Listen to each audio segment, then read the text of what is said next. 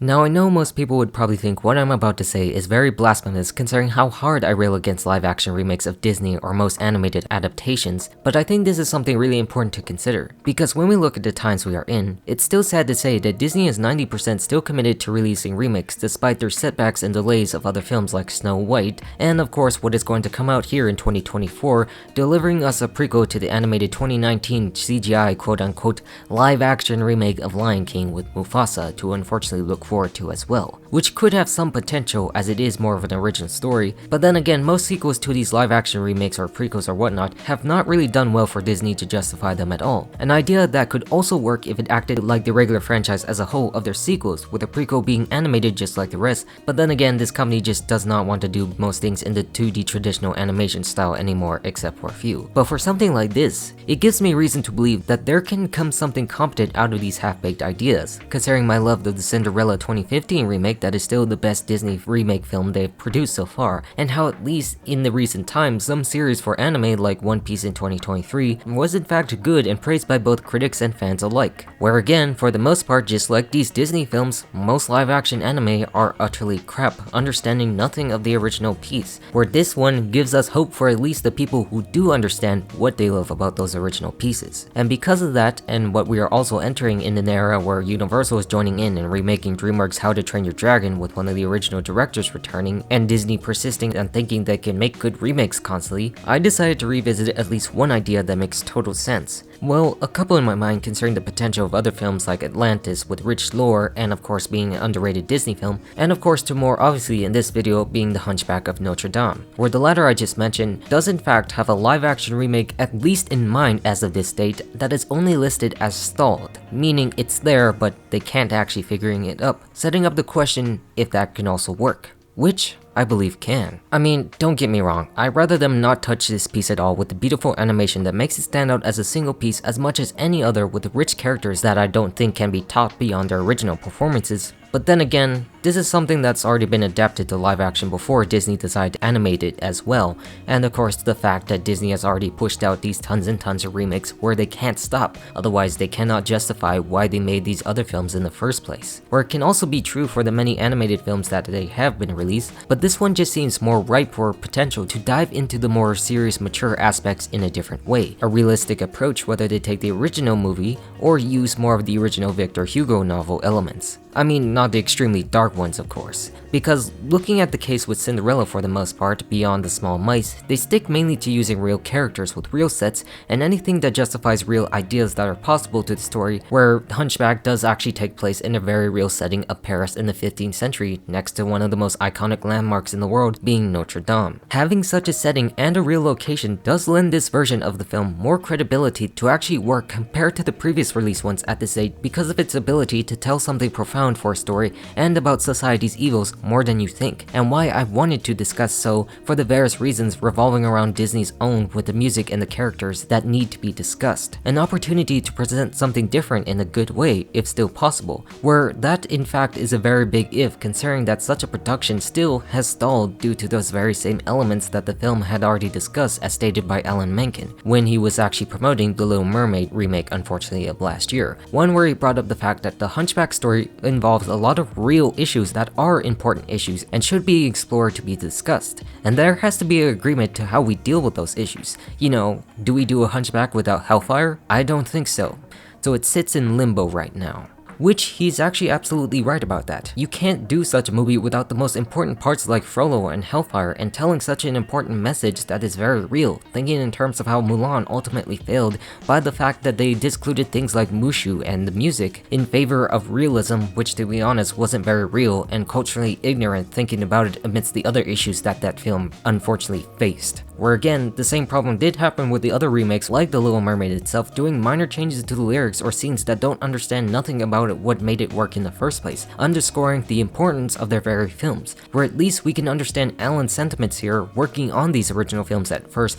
even though he sucks at these remakes, knowing what can be told. Like how Pocahontas will never get a remake considering what that brings to an abysmal level of reaction in this day and age, which we will never hear the end of that very controversy. But again, having such a story like this where they have stalled it means the idea can be a good film since none of these remakes are just willing to take the idea in a unique direction other them being more bland and lifeless as you can be. Things that should be noted for mature productions, considering the biggest target group of such movies are those adults who grew up with the films as kids. Where desensitizing something like Hunchback to keep it relatively friendly just like all these rest would just result in a complete utter failure on their part if their recent track record is anything to go by, or just the fact alone that the Hunchback would put off lots of audience if they knew about the content, considering what actually played out during its release for some. But if they played their cards just right, then maybe it can be a success. Maybe you can take those realistic elements and elevate it to another level to tell something profound and real as a critically successful film. Like, this can be seen by having the film play out in several different ways with removing one key element of the original, which is in fact the gargoyles themselves, a factor that ruined the tone of the original film from being almost at the top of Disney animation itself, as I believe. Some say this was due to more of the development out of Quasi's own loneliness, where the only things he could talk to were the gargoyles themselves that come in his imagination, but then again the terrible sequel and the ending of the film do make them seem like real characters instead that ruin the entire tone of several crucial scenes in the plot. Like, you remember the song they sang in the middle where they were going to have true love with Quasi and Esmeralda, but that turned out not to be the fact and they broke his heart in the middle of Paris burning around them? Like that? Yeah, that is something you have to remove in a serious film. So if they were going to make a live action version of the film without them, like have the original story play out in the way like they wanted to do for the most part of how films like Beauty and the Beast, Aladdin, Lion King, and The Little Mermaid have played out using their original one almost beat for beat, they can have something to tell time to actually tell the real story that needs to be told in the most serious of fashion. Like, that can really work the more you think about it. Like, I imagine them actually filming next to the real Notre Dame itself, having a large portion center around it, with such a real landmark that could give the film such a big boost. That would be super great. I mean, only if they could actually do it, since Hellfire did enter the real world, unfortunately back in 2019, when the building sadly broke on fire, but still standing strong, where unfortunately it would be most likely CGI just like the rest of Paris in the 1400s, since that era is gone now. But still, imagining such a thing where they can just film most wide shots of it to center the film around the real object would truly be so powerful to make the story stand out within the resources that Disney has today, especially with their big budget, since each Disney Plus show or live action movie gets like $100 or $200 million. And this can actually be elevated, especially if they were to include the actual bells of Notre Dame itself playing in the film like they already do at the beginning and the end, with Quasimodo being the bell ringer, would just give it such power and meaning that it has been known for hundreds of years. Resources that can make a film stand out if they wanted to actually make a proper film, since most of these films are not really films at all and just products. Just like how Alan said earlier that Hellfire has to absolutely be included in a remake no matter what you think about the character of Frollo, where he still remains to be the most important part of it as much as Quasimodo himself, considering that they've included the big villains in their last films, but unfortunately had none of the power of their animated counterparts at all. They're all watered down versions to say at least, which is a worry for such a film like this if it were to happen, but still could become the best element once again, as we all praised before, depending on who they can get for the role, where it just makes sense to feature him in a live action form to really emphasize the point that people like this do exist in the world and will stop at nothing to justify their own evil ways, including using institutions of good faith and that of the Most High in order to paint the fact that they are right. Like, this is one of the reasons I wanted to talk about this today, because I love this entire song and its sequence that can pull off something powerful if done right in another form. Like, the entire ending could be elevated in that way, with the ethereal figures in the background and Frollo screaming out. I mean, of course it's going to be better regardless by itself as the original animation, which I always award first no matter what. But if they do it with that same intensity within the background Latin choir in the imagery that was spitting out, then maybe they can hit a home run of a masterpiece just as much as the original. Make it stand out for a new audience of something more important to tell that shows Disney's willingness to tell something very real and more mature, that they can go above and beyond just a stereotypical image that other studios have cultivated over the years, where you can also apply the original version of Frollo 2 in this regard. It doesn't have to be like the original Disney version, and more similar to how most of the musicals actually show it, where Alan Menken did come back for that to rework it for some of the characters that are more similar to the original Victor Hugo novel, where in this regard Frollo was a priest who raised Quasi and was a little bit more sympathetic to his character and had a brother named Jehan when they were both taken into the cathedral as orphans, when Jehan was the more mischievous one while Claude was the more more serious and follow the church, expelling Jahan due to his love of a Romani woman, which Claude actually cared enough about his own brother to take care of his own child near his death despite his deformities, thinking he was being tested by God. A test of faith of his own character, of what is right and wrong and what he thinks. Where of course in this regard, for the most part, the musical does stay more within the original novel's darker aspects of how nobody actually lives happily ever after compared to Disney putting at the end when they all die. A little too extreme on some parts, but another avenue for story in terms of Frollo's backstory in that part, making it a bit more sympathetic like they've done for these pathetic villains in the past, which makes much more sense for them to do, but still within the same darker confines that nobody would usually talk about in this day and age, especially in Disney with real stuff. Things that can add to the background on its own unique way that can be separate from the animated film, making it virtually its own in that regard compared to the previous movies.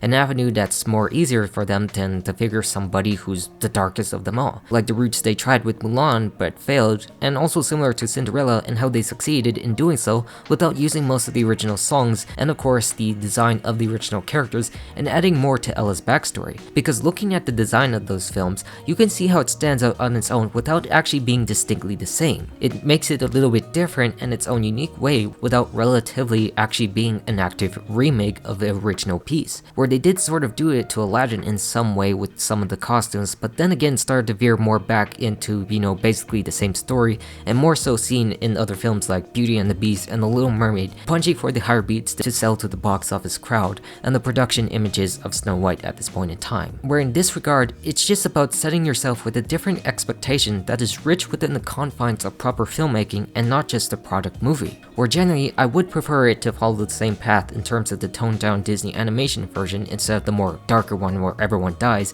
with adding characters like Jahan in this instance for better measure compared to the gargoyles or the archdeacon that replaces that, to make it something unique on its own, or just having him again as the Minister of Justice with the same attitude but a family that connects to his own character to dive more deeper into such evil. More time, since most of these remakes actually stretch out the time to explain backgrounds of certain characters, which makes sense and still is a much better type of storytelling. So many more possibilities that are easier to justify compared to say The Rock wanting Moana being released again when that film works the way it does, or making Bambi and Robin Hood and Mufasa as films when they are still freaking animated movies. Those just don't make sense at all, where this one makes much more. Like, you have the proper material here that can suffice for live action films in terms of that very world building, but you just never go for that and go for things that require the work of animation that real life cannot possibly make, compared to say something that is real like Notre Dame itself, or ideas like Atlantis similar to how Avatar presents itself. But again, this isn't to say that this is going to be a surefire success if they were to actually make it on its own,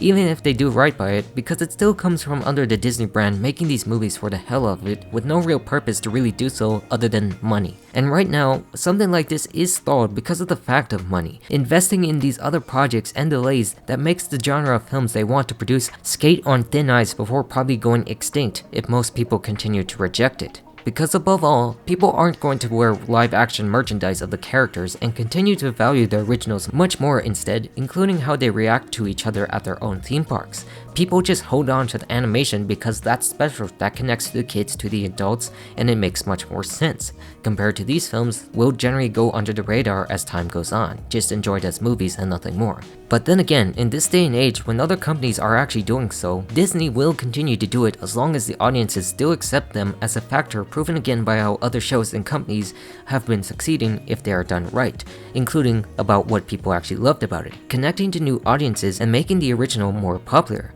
which still is a win-win on their part if they can accomplish that, and that's what they actually want in the overall end goal. But that depends if they are willing to continue with such a project, and more up to time itself if that can be seen. And I'm all done now, so goodbye.